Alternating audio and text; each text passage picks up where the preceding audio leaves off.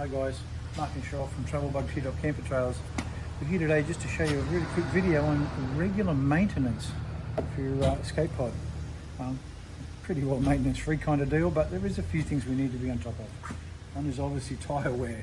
You've always got to check your tyres, and sometimes with teardrops, tyres become out of date before they're actually worn out. So have your tyre technician periodically check your tyres for age, and obviously you should check tyre pressures, or you want to check your tyre pressures. Your tyre pressures will be 40 psi on most of Travelbug's models, except for the 13-inch wheels, which will be a 55 psi tyre pressure. So 40 for most 14-inch and 15-inch applications, like this one here, and 15-inch, so 13-inch will have a higher pressure of 55 psi. Okay, so we've got regular things we want to maintain. We just want to make sure that there's no excessive rust anywhere here. We want to make sure our handbrake is adjusted correctly, which is usually 4 clicks. 1, 2, 3, and one more is the last. So that's a good adjustment. And that's readjustable here by undoing those 2 nuts there. That one and that one.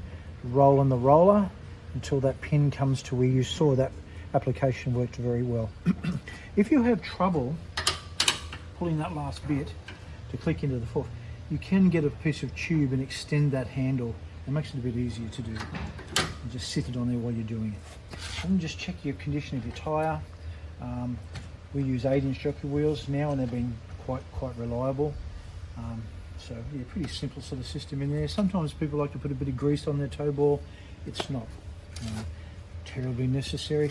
This here is the ball point adjuster. To stop the slap, you may want to sit that onto there, loosen that and wind that down till you feel that the pin on the other end of this is touching the toe ball, and then just locking back off again. It's just to take out as much slop as it can. This is a 50mm ball with a 53mm coupling. Okay, so wheel bearings are the next important thing, probably one of the most important things in Tuba.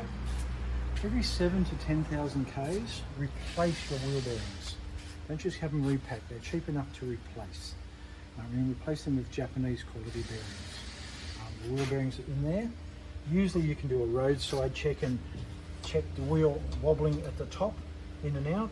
You might hear a really slight clunky sound. That is okay, but if you feel any excessive movement, have them looked at. Or if you jack the van up and you roll the wheel and you can hear a grumbling sound, you would need to have the wheel bearings addressed at that point. As I said, 7,000 to 10,000 Ks is pretty well the max you would ever push a trailer wheel bearing. Most of ours are Ford trailer wheel bearings. So if you need to go and get the replacement part, please always check your wheel nuts. Every time you go to leave home, check your wheel nuts. If you're going a long distance, like over 3,000 or 4,000 Ks, check the nuts again before you return home. Or if you've been on excessively rough roads, check the nuts periodically during that trip. They are to be torqued up to 108 Newton meters. Underneath you have an axle that runs across and some springs that run front to back. There's things there called U-bolts. Periodically check the 4 nuts on each side of the van on the U-bolts. I'll show you here what they are, if you can get in to see them. We can't see them just here, but the bottom there you'll see some bolts hanging down, and they're the nuts to periodically check. So that's about it. Always check your lights on your trailer. Other maintenance you can do is just keep your camper dry and washed. Don't leave it on the southern side of a house in a moist environment. Trailers, obviously they're made of timber. They like to be kept as dry as possible and covered. If you can't keep it in the garage, use a waterproof car cover like off a 4-wheel drive and wrap a bit of nappy over the top of him, and that'll keep him good while you're not using him. So yeah, that's about all guys. Obviously check your lights and lights at the back before you go on every trip. Pretty bulletproof system now that we're using the LED lighting system as compared to the old incandescent bulbs.